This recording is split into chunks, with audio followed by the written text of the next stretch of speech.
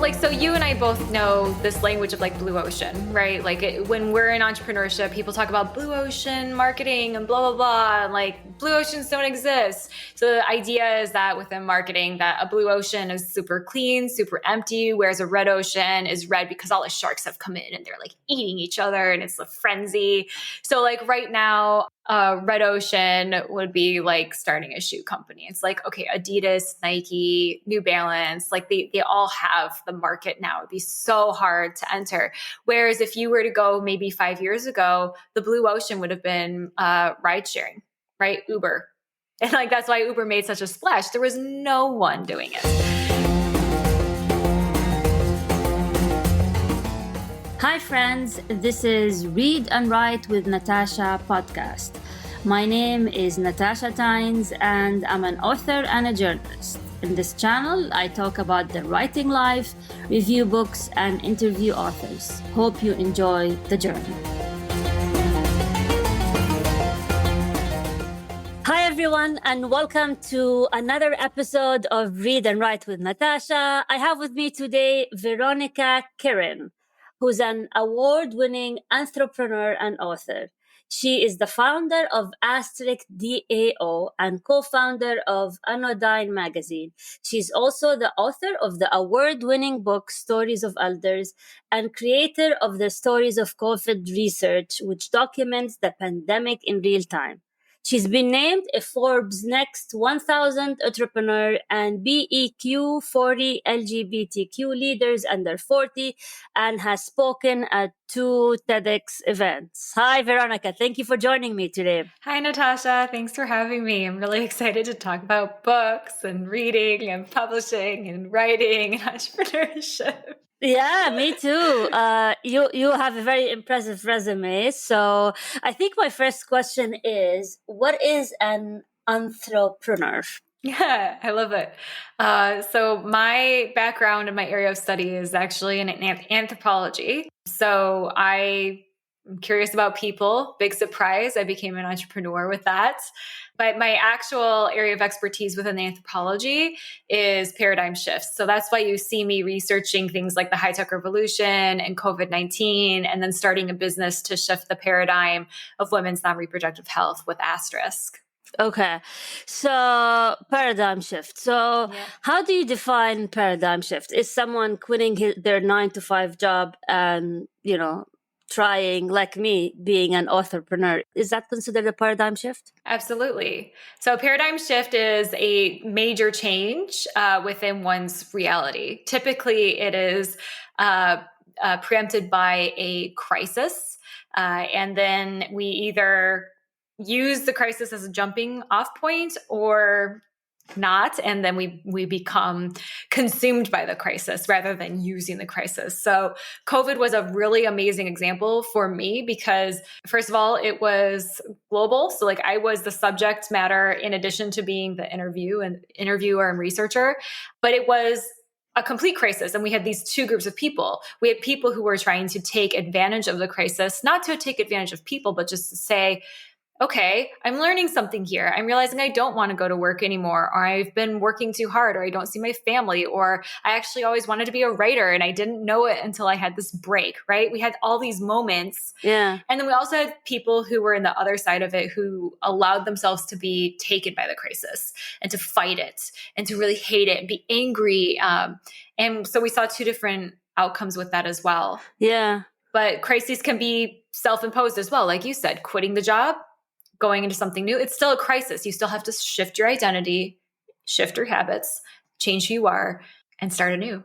Yeah, I mean, many people that I interviewed here on this podcast, I can't tell you how many told me, well, during the pandemic, I started writing a book, or during the pandemic, I started the podcast, or like I started the podcast during the pandemic, for example. Yeah. And it's fascinating because some people, like the pandemic, they got darker, they got depressed, the world is ending, while others took it as an extra time that they have that they wanted to invest in. So it's interesting. So recently I read this term, which is, instead of post-traumatic stress, they call it post-traumatic growth. And I was wondering if they're like now after the pandemic is like people who either had a PTSD, PTS, G. I guess G. Yeah. Yeah. Yeah, that's a way to frame it. Yeah. Yeah. Hmm. So I want to talk about your publishing route. So you published these books. One of them is you documented what happened to people during COVID. Is that what the book about? If you can tell us a bit about it. Yeah, so actually, Stories of COVID is not yet published. It's still in data analysis. We did so much more work. There was just such a greater body of data and interviews that I brought in for that project compared to Stories of Elders that it's still taking me time to process through.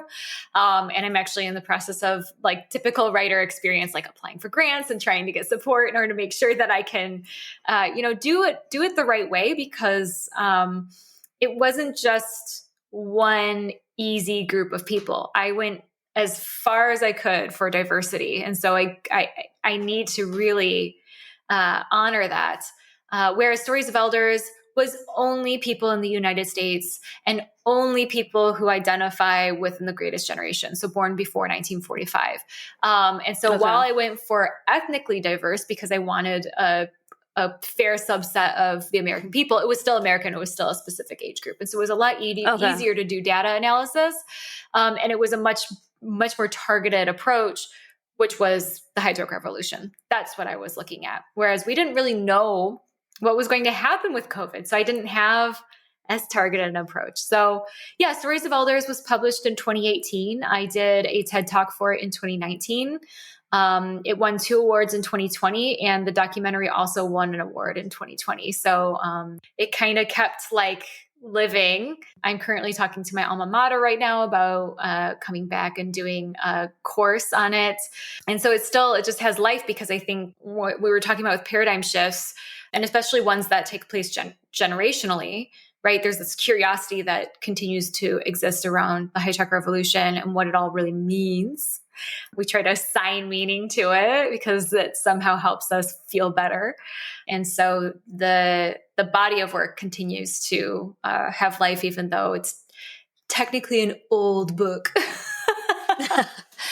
So I just want to ask you about the COVID book. One of the things, like I read a number of COVID books and part of me, maybe I have a PTSD. I was like, I don't think I'm ready for this. Like I felt it was too soon. Mm-hmm. It brought back some memories of maybe fear and being stuck at home with 3 kids, no school, all of that. And do you think people are ready for? But that was my experience. People might have different experiences. But so now I try to avoid anything related to COVID. It's like I want to block this time. Although there was some growth, but for me personally, with 3 kids stuck at home and worried about their health and all of that, it was a hard time. Yeah. So do you think people are ready to read books about COVID now? I think everyone has a different readiness or a different approach. There are people who will never want to talk about it again. There are people who won't stop talking about it. It's so healing for them to continue to digest and communicate. And so I don't want to say like, are people ready for it? Everyone's different. We all had different experiences with COVID too. Like I don't have kids. My experience of COVID was as somebody who's child free and moved across the country in the middle of it and then moved across the world in the middle of it. So like different challenges affected our brains differently. Income status affected our experience differently. There's so many factors, right? So are you ready for it? I don't know. But I do think perspective, as they say, hindsight is 2020. I think the perspective of time is very important with regards to this area of research. So how did you publish your books? The first and the second one. Did you get an agent? Did you self-publish? What was your publishing journey? So I also have had many podcasts as an entrepreneur, and my co-host thought that a particular publisher was going to be a good fit for me, and he has that talent. Like some people just have the talent for connecting others. Okay. And so he said, you publisher person, be our guest, meet Veronica, here you go. And then that publisher flew out to meet me and to discuss the book further for Stories of Elders. Oh. And the next week we signed a contract. So it was an agentless publication with a boutique publisher that specializes in nonfiction that is unique in some way, that it's just unconventional in some manner, which mine was. It was a first of its kind study. Stories of COVID, again, it's yet unpublished. I am now agented though. So I'm heading in a little bit more of a traditional route. Shout out to PS Literary. And so we're working on it again, trying to find the right voice for it, which is going to emerge as the data analysis completes. We're halfway through. And so like what's emerging out of it, right, as we go through the data, will then determine what's the angle, what's the point, what did we learn? And then that translates to how sellable it is to a traditional publisher. Wow. So one of the things that, I talk to authors, inspiring authors all the time. Like sometimes I record 3 or 4 episodes a week. And one of the things that they tell me is, see the gray hair. No, I mean, like you get to hang out with authors all the time. Sounds wonderful. How do I sign up? I know, but it's a lot of work. But at the same time, the number one thing that they say is the querying and finding an agent. It's such a long, frustrating process that maybe 80% of them just gave up on that process completely and went the route of the self-publishing or going with small press or even hybrid publishing where they actually have to pay money out of pocket. So how did you find your agent? What's your secret? Tell us the secret. Yeah. I don't think I have a good story. And that's because I landed my agent in 6 days. Oh, wow. Okay. Well, so no, you should be proud of it. You should be proud. So tell us. Yeah. I queried, I think 15 agents, and I got 2 very hungry responses. Like, yes, we're so excited. And I was so torn. To this day, I think living on a razor's edge. Like you can just see like your life went like this and like with that decision. Whereas, sometimes you meet someone, you're just like, I can tell that you're not right for me. Right.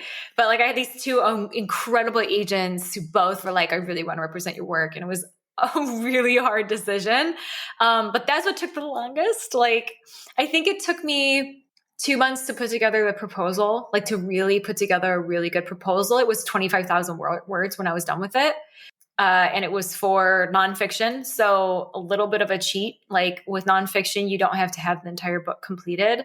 Whereas with fiction, you need the whole thing and it needs to be polished. We all know the story. Well, maybe not all of us, but the story of Stig Larsson, right? Like he submitted the manuscript for what we know as Girl with a Dragon Tattoo. The original Dragon Tattoo title is Men Who Hate Women, which I think is a better title, a more accurate title. With a theme that's in the book, right? But anyway, he submitted that. The agent read it in a night, right? This was it 700 words, 1,000 words book, read it in a night, immediately publishable, right? He worked on that manuscript for... I didn't know that story. Yeah. And he worked on that story for 10 years. And the agent responded the same day, the next day? I think he sent it straight to the editor and they said yes immediately. It was an immediate yes.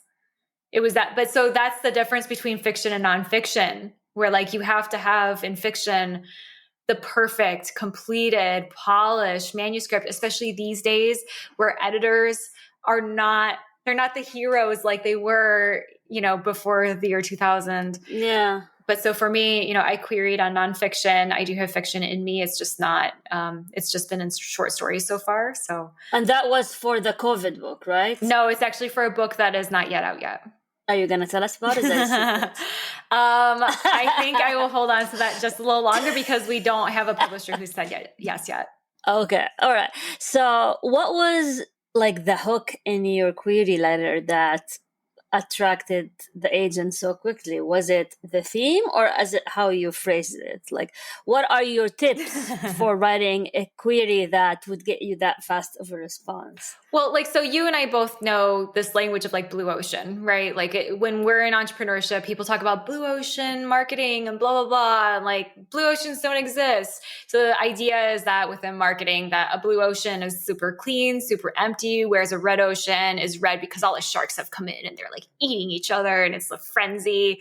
So like right now, red ocean would be like starting a shoe company. It's like, okay, Adidas, Nike, New Balance, like they all have the market now. It'd be so hard to enter. Whereas if you were to go maybe 5 years ago, the blue ocean would have been ride sharing, right? Uber. Yeah. And like that's why Uber made such a splash. There was no one doing it. And so the blue ocean that I found within my query, which remains to be true with the manuscript that I'm trying to sell right now, is getting my body of work as an entrepreneur listened to by both men and women. So like there are not people writing books the way that the type of book that I'm writing. 80 to 90% of the voices are men. And so that's the hook. Okay, got it.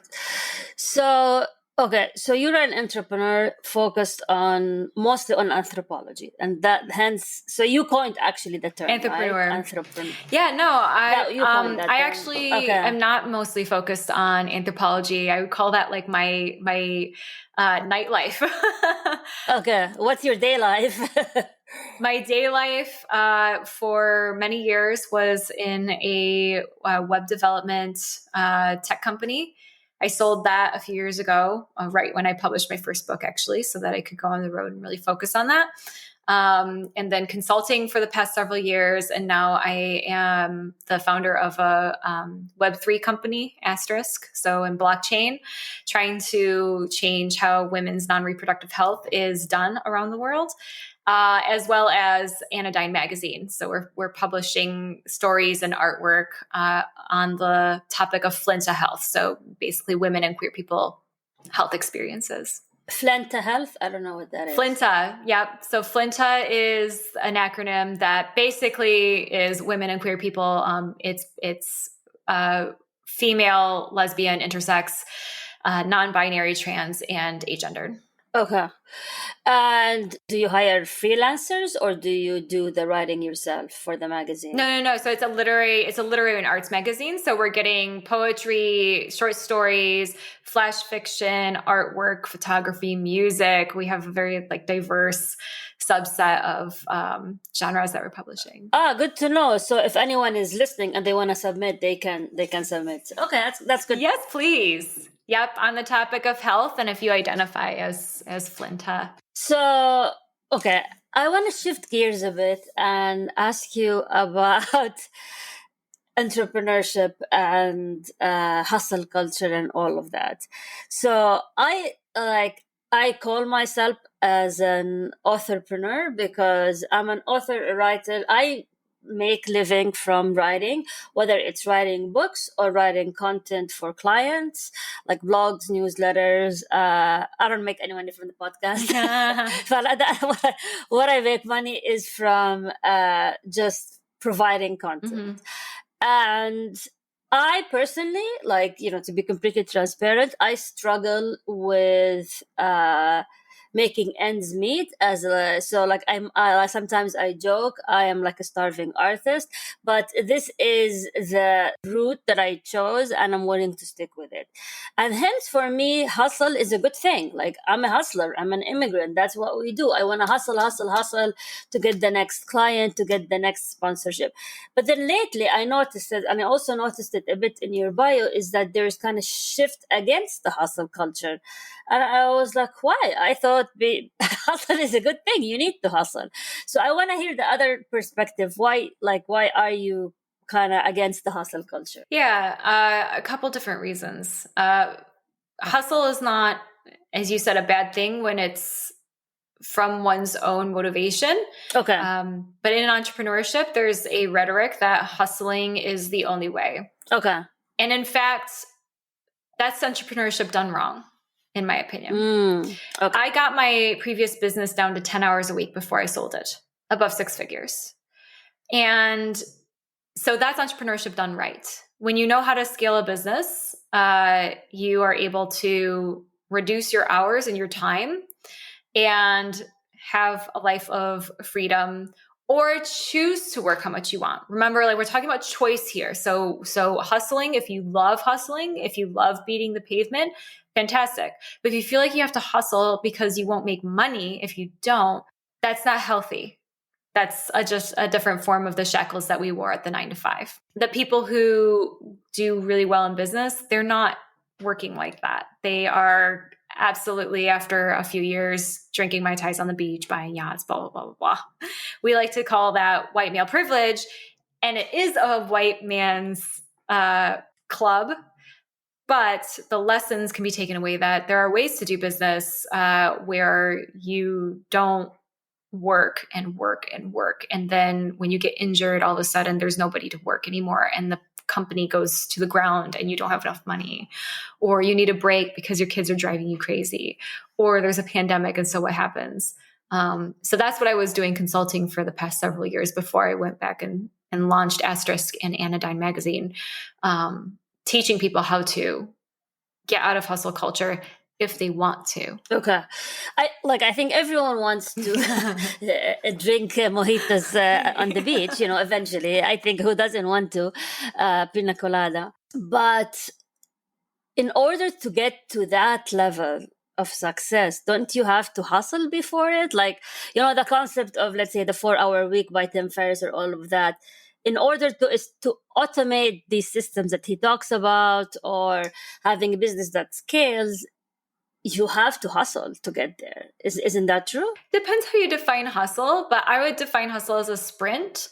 It shouldn't be the marathon. You can't sprint for a whole marathon, right? So, the starting up a business often takes some hustle. Although, if I were to start a content marketing company again, which we had a department at my company that I sold, so doing similar to work to you, I never wrote the articles. Never, not once did I write the articles in my company. I always had people doing that for me from day one. And so if I were to start it again, I would start by, I guess you could define the hustle as finding the people who were going to write the articles and then finding the clients, but maybe doing so through strategic partnerships, so I didn't have to work as hard in order to find those clients first. Interesting. Okay, so let's do this on air. You're gonna give me an advice for free here. You ready? So I'm an authorpreneur. I'm struggling to make ends meet, and I'm sure many people who are listening, they're in the same position. And I come to you and I tell you, how do I scale my one woman business of authorpreneur? And that includes publishing books, writing for clients. So it's not everything like creative working, but I also provide content. How do I scale it where I don't have to keep looking for the next client, or I have to do extra gigs on the side, or some of the people I talk to, they try to find part-time jobs. Like I'm married, so my husband, takes care of a lot of the bills. So I'm let's say privileged in that sense, but not everyone in that position. So what would you tell someone? Yeah. How can they reach that level of drinking pina colada on the beach? I mean, honestly, when I work with clients, I'm deep inside the business. I want to look at the business plan first. And usually I say, do you have a business plan? And they say, no. Right. So where's the strategy? If there's no business plan, then where's the strategy? And then how are we going to transition? Rough strategy. Right, exactly. Strategy. And so then there's always that spinning the wheels. And so for me, I want to look at strategy, systems, and yes, automation, like Tim Ferriss talks about, but it's not just only about automation. There needs to be this basis, this foundation of strategy that's leading you forward always. And the other thing is, I think that like a hustle culture unfortunately leads us to is this kind of like solopreneur ideal. Correct. Which is a false ideal. You can't have success ever in any respect alone, ever. I'm not talking about employees. I just mean in general. Like you literally cannot have success alone. And so, you've got this podcast, you're meeting people and building your network all the time. How are you leveraging that network? Like we're spending time together. We're going deep and intimate. How are we going to stay in contact? What's your strategy that way? And I actually have like courses built out for this in order to teach people, because now I've transitioned to running other businesses, but I still have this knowledge. And I think it's so, so, so important. There's this false paradigm of solopreneurship and hustling until you die. Whereas I think we all just want to hustle for a short time and then have some peace about the finances and about the future. So how do you think I should stay in touch with you? The way I do it is kind of very basic. I just follow them on social media. And every once in a while I comment. How are you reminded to follow up with somebody? In 6 months, will you reconnect? Right. It depends. If the algorithm shows me their stuff and I like it, I would like it on Instagram or something. That's it. Right. And that's not going to do anything for your business. I mean, like, I'm kind of torn. Shall I add them to my newsletter, or is that an imposition? Or do I have to ask for permission to add to my news? Like, all of that stuff, I don't, quote unquote, I don't have a strategy. Always ask. Yeah. And you need a strategy. So for me, I never let my clients go away until they're using a CRM or a client relationship manager that is super robust. My client relationship manager, I use Close, spelled with a Z. I'm not affiliate. They don't even have an affiliate program. So this is just all me. But your client relationship manager should not just like gather all the data on the people that you want to stay in contact with. It should also remind you to contact them. And you should be able to titrate how often you want to stay in contact with the different segments within your CRM. So for me, for people who I've done something like this with, this is the publicity category in my CRM, right? So I have it set to, I believe, every 6 months, because if I keep in touch with you more than that, it might start to get weird.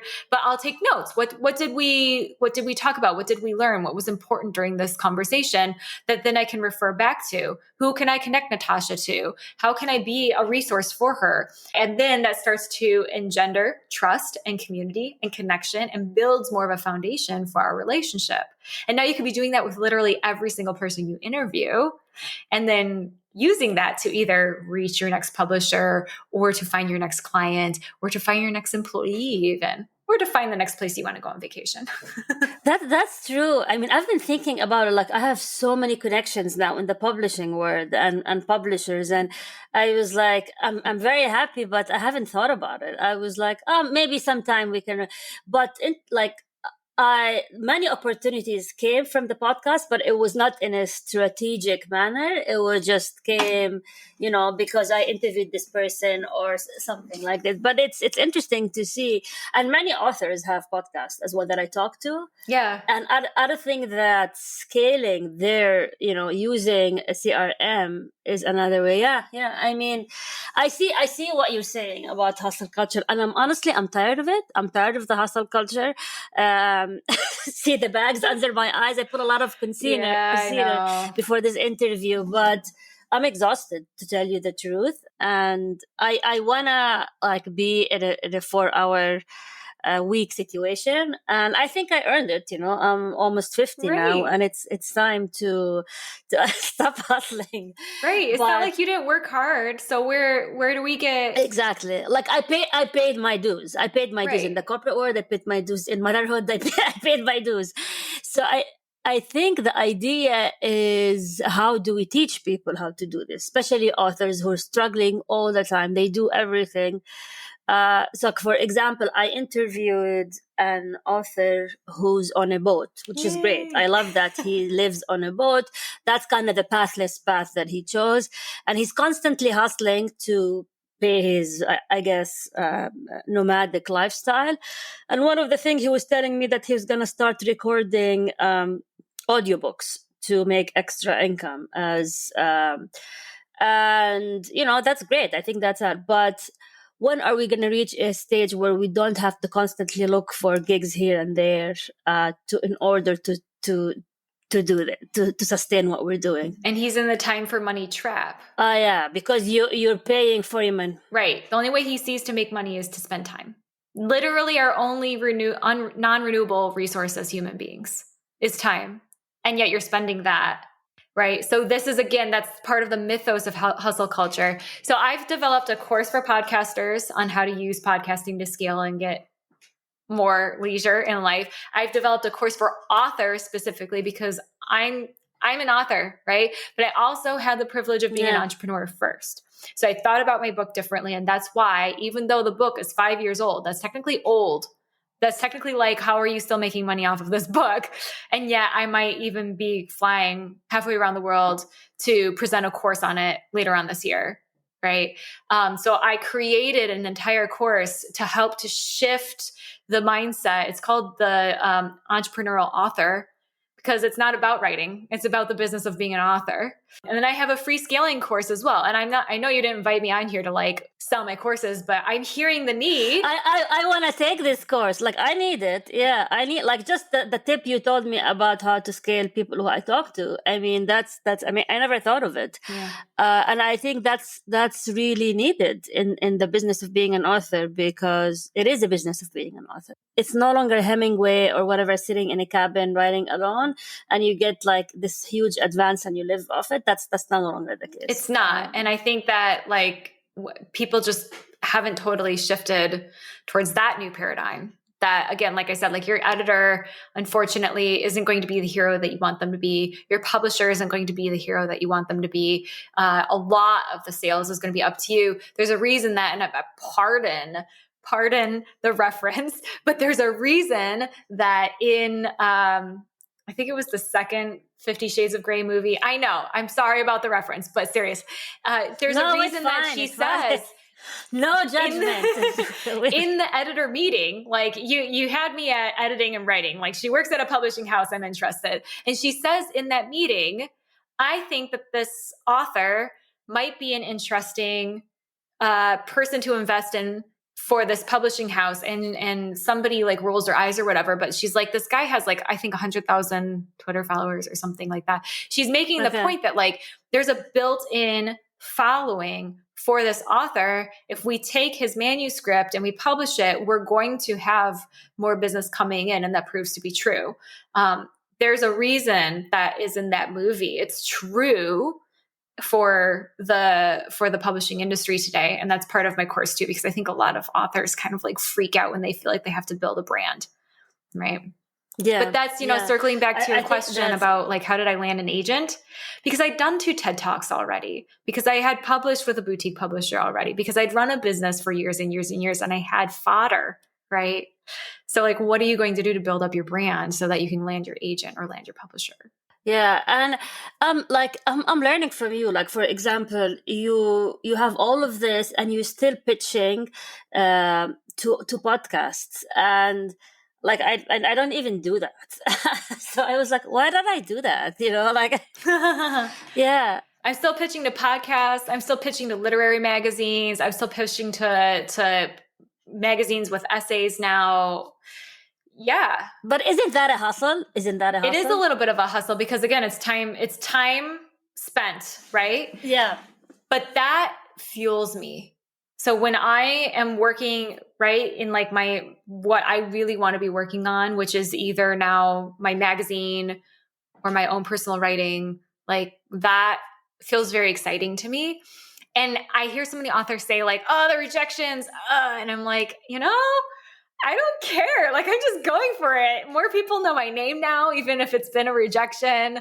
It gives me more chances to learn how to write a better proposal every time. So yeah, I guess like to those of you who think maybe like getting an agent will like change your life, it changes things, but it also doesn't.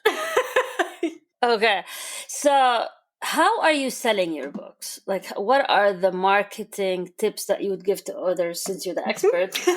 How do you have your, what do you think authors now in 2023 should do to sell their books? People say TikTok, whatever, but what do you think they should do? Yeah, I mean, I definitely have found books on TikTok. Like one of my favorite books I read in 2022 was Legends and Lattes.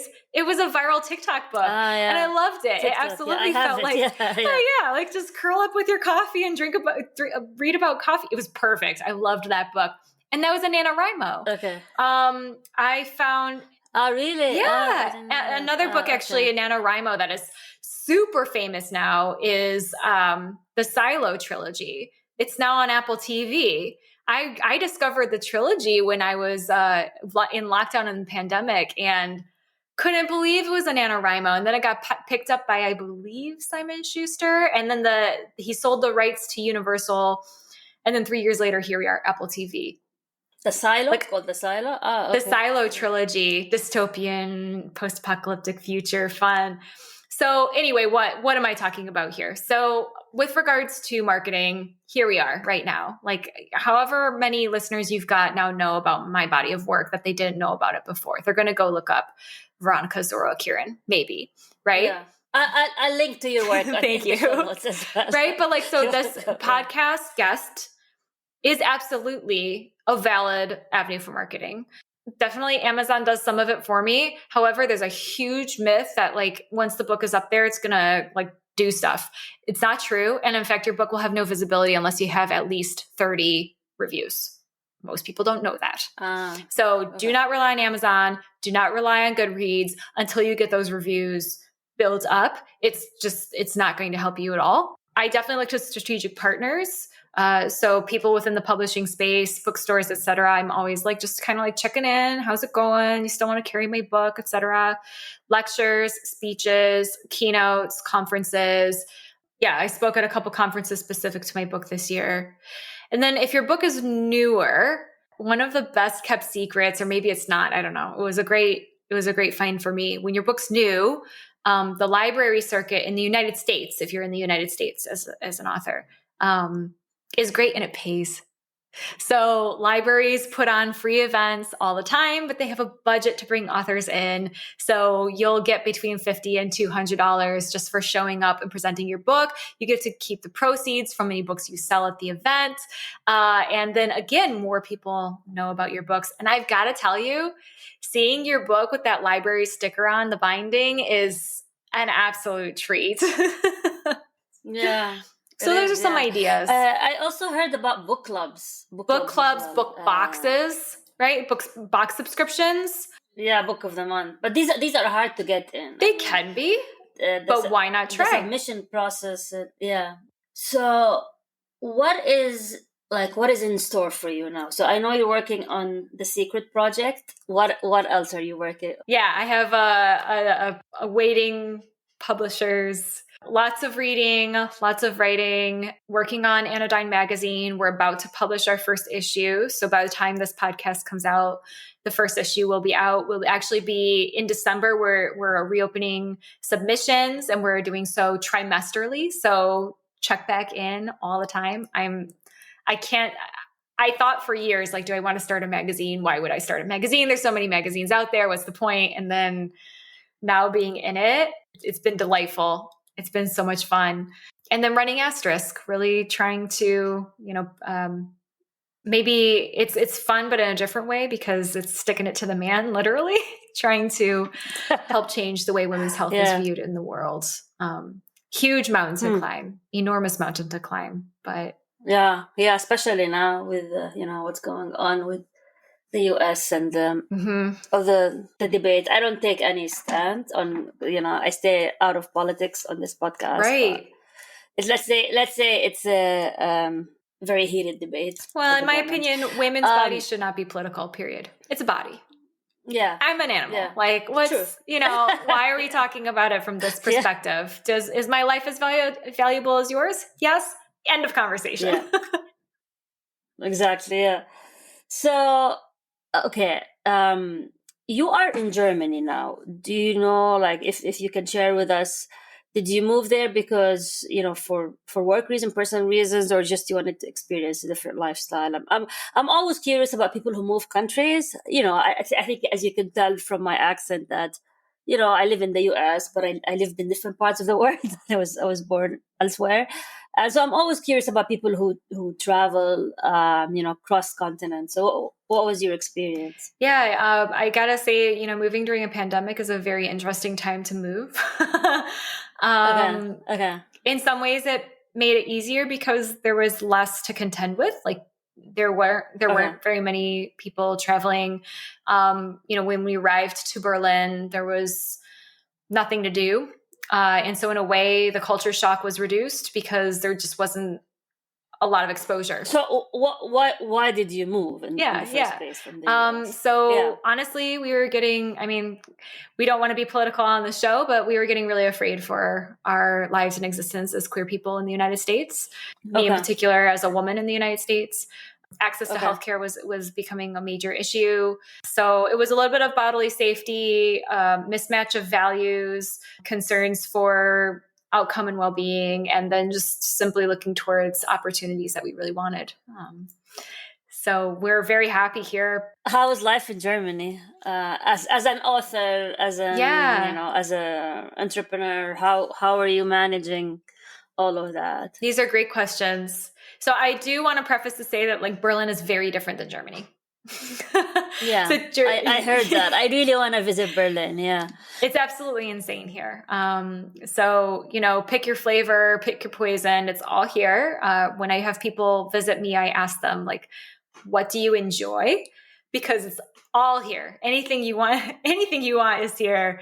So when they ask me, what do we do? It's like, well, I can't even begin to define what we're going to do until I know what you like to do when you travel. Berlin is the entrepreneurial capital of Europe.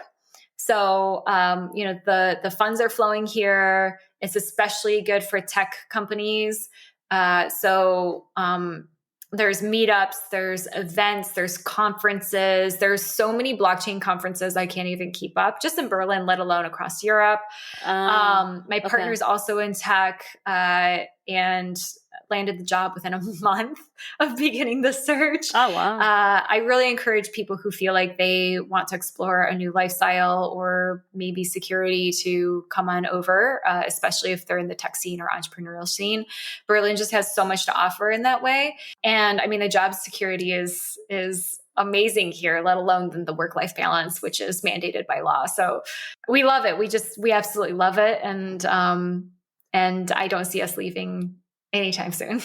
Oh, great. Yeah. Well, I'm happy to hear it. Yeah. So any final thoughts, tips? How can people find you if you want to, know about, like, submit to your magazine, maybe take one of your courses, buy your books? How can they find you? The easiest way to find me is just to go to my website, veronicakirin.com, which I know Natasha will spell it in the show notes for you. If you know about Kirin beer, then you know how to spell my last name. If you don't, then you might be clueless. Honestly, Anodyne is there. My courses are there. Asterisk is there. So if anything I've mentioned stirs your fancy, it's all there, as well as all my social media. So if you're just curious to follow this really wild woman, feel free. I'm on all of the things, except for Snapchat. I'm on Snapchat, but I haven't posted in probably 4 or 5 years. So you won't see me there. Okay. Yeah. Fun. And last question: how do you think I should stay connected to you? Yeah. What shall I do? Yes. How do I make sure we still connected? Yeah. Well, I'm actually really curious. First of all, easy first connection is hey, you're not publishing this podcast for another few months, as you said. So the timeline is long, which means there's a natural reconnection point for us. Correct. And then from there, there should be an update at that point, a question from you. What's going on in Veronica's life? Do any of the show notes need to change? And then also that gives me the opportunity to hear a little bit more about you and what's been going on in Natasha's life. It should be a natural part of the conversation. And then from there, I would definitely find a CRM that helps to remind you to reconnect with your various guests so that you keep that wheel turning, to keep relationship warm, because there's going to be a time when you want to reach out. And I've got to tell you, it's happened to me plenty of times where I look in my address book and that person would be the perfect person to reach out to, but I haven't talked to them in 2 years. And so it feels really awkward. So I don't reach out to them, So just because I've been on your show, if it's 2 years from now, I might not remember very well. So if you reach out to me more in between, and then you have a real ask, right? Then you're much more likely to have a positive response from. I'll keep harassing you on social media. It's not, and I've got to say, a lot of entrepreneurs think social media is where it's at. That's one marketing channel out of the available 19. So don't rely on social media alone. Available 19. You have a number. Okay. That's good to know. I have to take that course then. Okay, all right.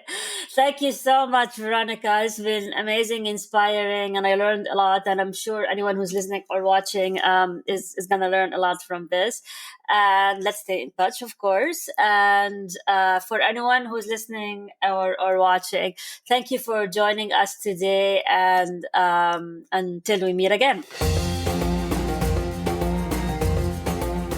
Thank you for tuning in to Read and Write with Natasha. I'm your host, Natasha Tynes. If today's episode inspired you in any way, please take the time to review the podcast. Remember to subscribe and share this podcast with fellow book lovers. Until next time, happy reading, happy writing.